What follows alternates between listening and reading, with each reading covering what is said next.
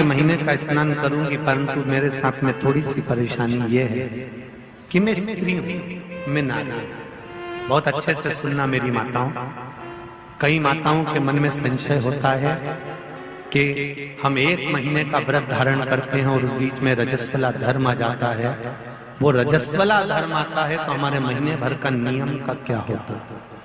इस प्रसंग को थोड़ा ध्यान से सुनना। बार बार ये प्रसंग नहीं मिलेगा और पहले भी कथाओं में ये प्रसंग नहीं आया। इतने लोग आस्था पर सुन रहे हैं, जितने फेसबुक यूट्यूब पर सुन रहे हैं, इस प्रसंग को थोड़ा ध्यान से सुनना मेरी माता।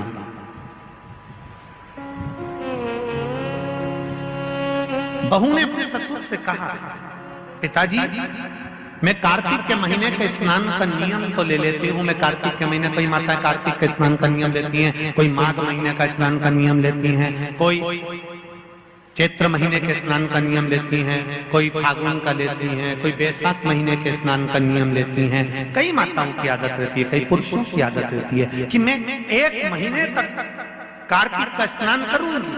पर वो कार्तिक के स्नान में कुछ दिन ऐसे आ जाते हैं कि उसमें रजस्वला धर्म आ जाता है। अब वो रजो धर्म आ गया, रजस्वला धर्म आ गया, तो उस बीच में उसका नियम पूरा हुआ कि नहीं हुआ? उस बीच में वो 5-7 दिन जो स्नान के लिए नहीं गई, पूजन नहीं करी, तुलसी को जल नहीं चढ़ाया, शालिग्राम जी का पूजन या ठाकुर जी का श्रृंगार नहीं कर पाई, तुलसा महारानी का गीत नहीं गा पाई, तुलसी जी का दीप नहीं लगा पाई, तो उसको कार्तिक के महीने का, क्योंकि ये रजस्वला धर्म तो प्रत्येक महीने आना,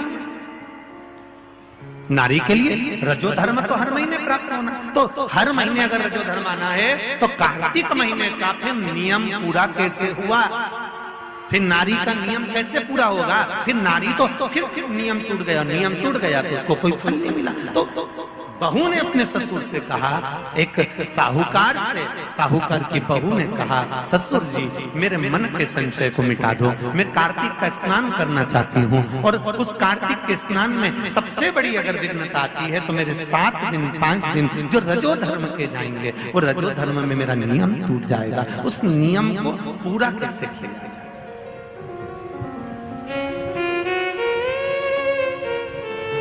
वो नियम पूरा कैसे होगा? कार्तिक के महीने का स्नान करने वाले जरा ध्यान देंगे, चाहे बैसाख का स्नान करें, चाहे माघ का स्नान करें, मेरी माताओं का रजो धर्म 7 दिन 1 महीने के अंदर आ ही जाता, और आया तो वो नियम टूटा।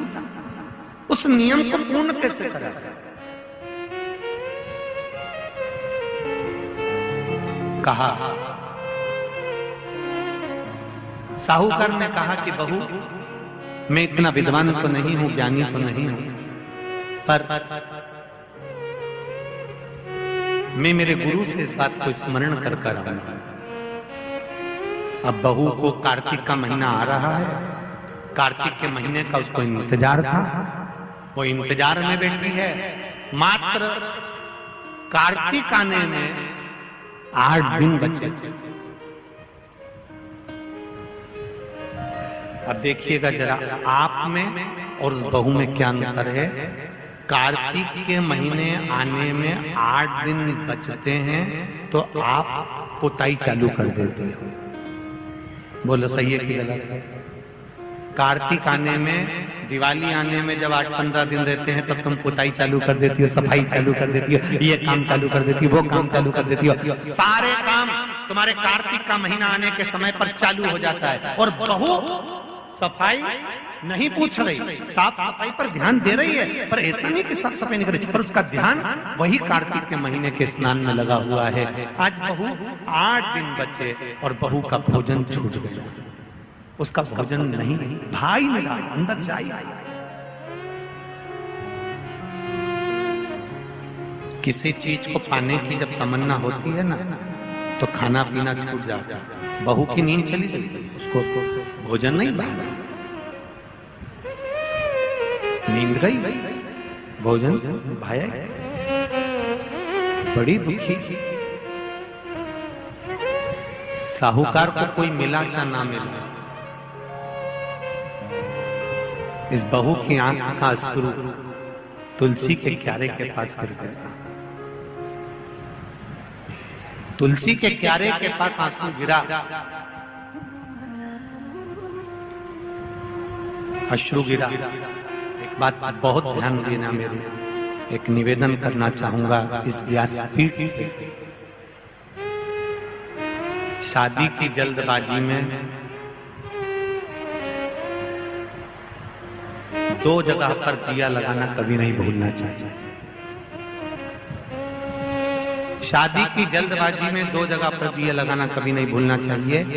एक, कन्या विवाह कर कर जब अपने पिता के घर से जा रही हो तो तुलसी के क्यारे में दिए के अंदर फुल घी भरकर दिया लगाकर अवश्य जाना चाहिए, तो बाप के घर में लक्ष्मी की कमी नहीं आती है। दूसरा दीप, लड़की डोली में बैठकर, गाड़ी में बैठकर जब ससुराल में पहुंचे, ससुराल की दहली में जब वो पांव रखे अंदर घर में, घर के अंदर सबसे पहले तुलसी के क्यारे के पास बहू को ले जाना चाहिए और मिट्टी का दिया पूरा घी से भरा हो और वहां पर दीप बहू के हाथ से लगवाना चाहिए। उसका कारण होता है ससुर के घर में कभी संपदा की कमी नहीं आती। ये दो जगह घृत भरे हुए दीप की महत्वता कही गई। और हम इतने विचित्र हैं कि महिला संगीत के चक्कर में, माता पूजन के चक्कर में, सारे फंक्शन के चक्कर में, मेहंदी और हल्दी के चक्कर में हम जब घर के भगवान को ही भूल जाते हैं तो दिया कौन याद करेगा? बोलो सही है कि गलत है? घर के भगवान को भूल जाते हैं महिला संगीत के चक्कर में। हम थोड़ा सा घर के चक्कर में भगवान को भूल जाते हैं कि हमारे यहाँ मेहंदी हो रही है, हमने भगवान को बिठाया मेहंदी में। हमारे यहाँ हल्दी का कार्यक्रम हो रहा है, भगवान को बिठाया हल्दी के कार्यक्रम। महिला संगीत में भगवान का सोफा लगाया तुमने, एक सिंहासन रखा भगवान का, तुम सब तो बैठे थे, भगवान के लिए भी एक जगह रखो कि भगवान मेरे घर का यहाँ बैठेगा, वो देखेगा, उसको बिठाओ।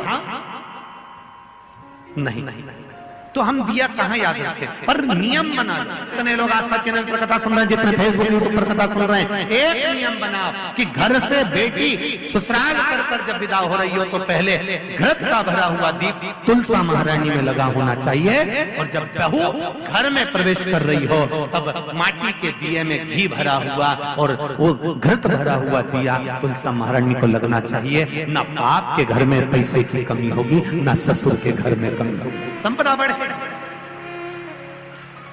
पर दिया कैसा होना चाहिए? उसमें घृत पूर्ण भर, भले घी झलक रहा चले पर घी खाली नहीं होना चाहिए, घृत की पूर्ण।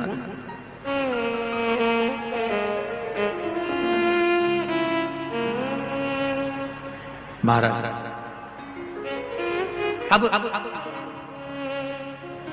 बहू